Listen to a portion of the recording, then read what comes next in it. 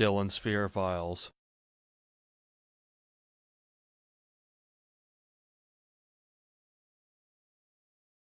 My name is Phil. I was told to post my story here. I'm not familiar with this site, however. Also, English is not my first language.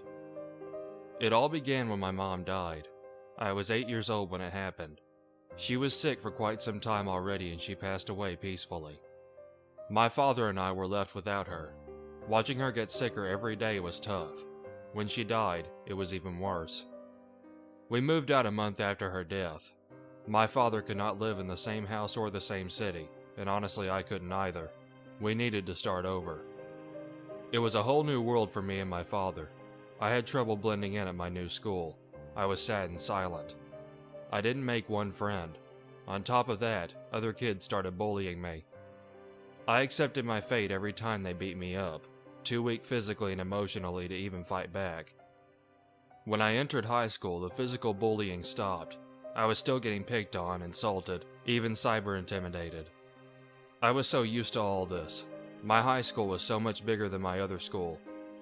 I would say there were about 3,500 students. It was huge. By fall, I was still friendless. I really wanted one, but I was so far behind all the others in terms of social interactions, so it was hard to just blend in. I noticed him one day at lunch. I was sitting alone, in the corner of the cafeteria, not even at a table.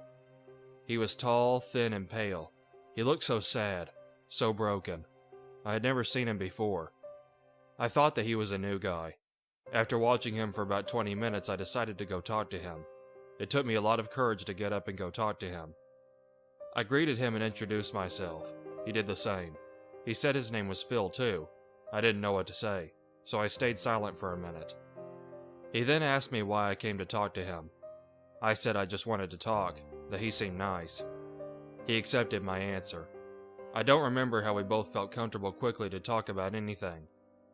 After a week only, we could talk about politics, philosophy, science, books we read, movies we saw, and depressing stuff. We were on the same page. We had similar thoughts on diverse subjects, but not on everything. I told him about my mother and the fact that I couldn't make friends. He listened to me all the time and was kind to me. I liked Phil. Eventually I started liking the other Phil, which is myself. He was such a great person. He too was bullied when he was younger. One day I was sitting in the corner of the cafeteria with Phil, talking about politics. People who used to think I was weird were looking at us extremely creeped out. Some people were worried, but most of them were straight up scared. I didn't even care anymore. I had a friend. Nothing was bugging me. They could say whatever they wanted about us. Phil helped me to make the pain go away. I still had my mother's death on my mind all the time.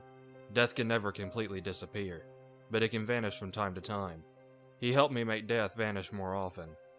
After about 2 months and a half, I decided to present Phil to my father. We waited in my room after school for my father to arrive home. At around 1900, I heard my father come in.